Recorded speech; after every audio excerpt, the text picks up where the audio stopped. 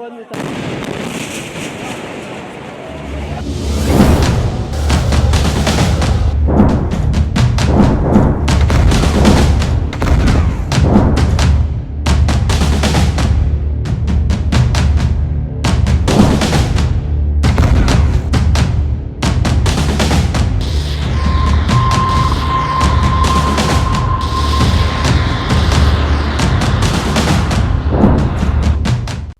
मई से कैसे बचेंगे ट्रंप? मई 2025 में डोनाल्ड ट्रंप पर बहुत बड़ा खतरा मंडरा रहा है। इस महीने के आखिरी 6 दिनों के अंदर अमेरिका को लेकर 3 देश बड़ा फैसला कर सकते हैं। पहला है रूस, दूसरा इजराइल और तीसरा है ईरान, जिसने बहुत साफ साफ कह दिया है कि वो चाहता तो किसी भी वक्त एटम बम बना लेता, लेकिन उसने ऐसा नहीं किया। क्या ये इजराइल और अमेरिका को बहुत बड़ी धमकी है? नमस्कार, आप देख रहे हैं न्यूज 18 का डिजिटल प्लेटफॉर्म। मैं हूं आपके साथ सृष्टि शर्मा। 24 घंटों के अंदर कुछ ऐसा होने जा रहा है जिसमें इस बात की गारंटी है कि मई का महीना ऐसी तबाही के साथ खत्म होगा जिसके बाद जून में सबसे बड़ा युद्ध होने का खतरा मंडराने लगा है। दुनिया में 4 फ्रंट सुपर एक्टिव हो चुके हैं या फिर अंगारे अब युद्ध में तब्दील होने की है। पहला फ्रंट पुतिन और जेलेंस्की के बीच यूक्रेन में तेजी से उबल रहा है। ट्रंप भी अब तक सीज फायर में फेल साबित हुए हैं। पुतिन ने हमले तेज कर दिए हैं। दूसरा फ्रंट गाजा में इजराइल की बमबारी में सबसे बड़ी तबाही जारी की है। इजराइल के टैंक गाजा में टहल रहे हैं और अब इजराइल की फौज लगातार नाइट ऑपरेशन कर रही है। तीसरा फ्रंट ईरान और ट्रंप के बीच है। परमाणु मुद्दे पर बातचीत अब या फेल होगी या फिर ईरान जीत जाएगा। जबकि इजराइल की तरफ से हमले का खतरा देखते हुए ईरान में सैकड़ों छात्राएं परमाणु प्लांट के पास पहुंच गई हैं। चौथा फ्रंट इधर यमन भी एक्टिव है। यमन की राजधानी सना में हजारों लोगों ने एक बार फिर इजराइल को ललकारा है। और पांचवा फ्रंट है उत्तर कोरिया, जहां नए नए हथियार लॉन्च कर रहे हैं किम जोंग। उनको लगा है बहुत बड़ा झटका। उत्तर कोरिया की ये तस्वीर किम जोंग उन लोगों के लिए बड़ा सेटबैक बनी है। उनका 5000 का टन का जंगी जहाज लॉन्च होने के दौरान ही पानी में पलट गया।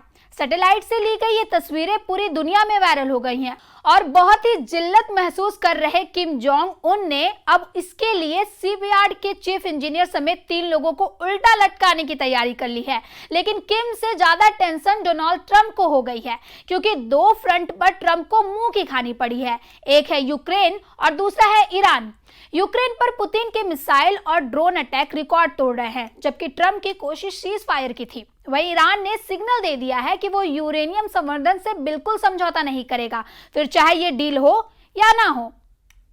پاسخ این درخواست‌های غیر منطقی رو دادیم قبلا. تکرار یک موضع غیر واقعی، غیر منطقی، غیر معقول هیچ کمکی به تثبیت اون موضع نمی‌کنه. هر چقدر هم که مقامات آمریکایی تکرار بکنن فرقی در اصل قضیه ایجاد نخواهد کرد. موضع ما کاملا روشنه. من به صراحت قبلا گفتم، تکرار میکنم که غنیسازی در ایران ادامه پیدا خواهد کرد با توافق یا بی توافق. On Iran, Steve Witkoff said yesterday that continued enrichment is a red line for the U.S. The Iranian foreign minister says that's going to continue no matter what.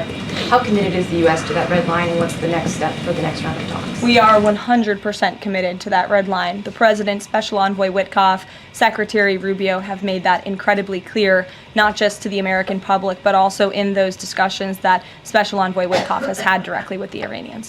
به ایران اجازه غنیسازی نمیدیم، این غلط زیادی است. کسی منتظر اجازه این و اون نیست. طرف آمریکایی که در این مذاکرات غیر مستقیم وارد صحبت میشن، گفتگو میکنن، سعی کنن یاوه‌گویی نکنن. Iran का रुख साफ है। ईरान ने 2 टूक बोल दिया है कि वो परमाणु बम नहीं बनाएगा। इस पर डील पक्की है, लेकिन वो यूरेनियम का संवर्धन रोक देगा। इस पर डील कभी नहीं हो सकती। परमाणु बम ना बनाना ये ईरान का हमेशा सा वादा रहा है और अब उसकी शर्त बताती है कि ट्रंप और ईरान के इस परमाणु डील वाले मुकाबले में या तो वो जीतेगा या फिर ट्रंप की कोशिशें फेल होंगी। ईरान के कड़े रुख और पुतिन के मिसाइल अटैक के आगे डोनाल्ड ट्रंप लाचार नजर आ रहे हैं। ट्रंप को ईरान और रूस से लगातार ऐसे चैलेंज मिल रहे हैं जिसका जवाब उनके पास नहीं नजर आ रहा है।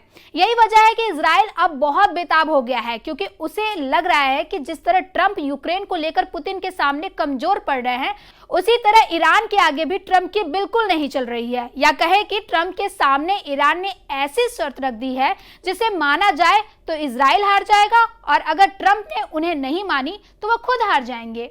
इजराइल ने अब लेबनान मोर्चा भी फिर से एक्टिव कर दिया है। हिजबुल्लाह की लीडरशिप को खत्म करने के बावजूद इजराइल का ऑपरेशन खत्म नहीं हुआ है। ये धमाका बता रहा है कि नेतन्याहू का युद्ध नहीं रुकेगा, फिर चाहे वो गाजा हो या फिर लेबनान। गाजा में अब तक करीब 54,000 लोगों की मौत हो चुकी है, जबकि 1,22,000 से ज्यादा लोग घायल हुए हैं। गाजा में लोग भूखे हैं और खाना खत्म हो चुका है। बच्चों की ऐसी कतार अब गाजा के कई इलाकों में देखी जा सकती है। गाजा पूरी तरह बाहर से आने वाले राहत पर निर्भर है। करीब 20 लाख लोगों के सामने भूखमरी के हालात हैं, जबकि युद्ध अभी भी जारी है। इजराइल को हमास से लगातार टक्कर मिल रही है। 600 दिन के युद्ध के बाद इजराइल आज भी हमास को पूरी तरह खत्म करने की कोशिश में लगा हुआ है। उसके 20 से ज्यादा बंधक अब भी हमास के कब्जे में हैं। जब तक ये बंधक आजाद नहीं होते तब तक इजराइल का ऑपरेशन खत्म नहीं होगा। ये बात नेतन्याहू बार बार बता चुके हैं। यही वजह है कि इजराइल ने गाजा में ग्राउंड ऑपरेशन तेज कर दिया है। इजराइल के टैंक लगातार गाजा में ऐसे अंडरग्राउंड अड्डों की तलाश में लगे हैं जहां बंधक हो सकते हैं। वहीं इजराइल ने नाइट ऑपरेशन भी तेज कर दिए हैं। हालांकि इजराइल आज भी गाजा को पूरी तरह कंट्रोल नहीं कर पा रहा है। इस बीच नेतन्याहू का फोकस ईरान पर है, क्योंकि उनको गाजा से बड़ी वॉर जोन ईरान में नजर आने लगी है।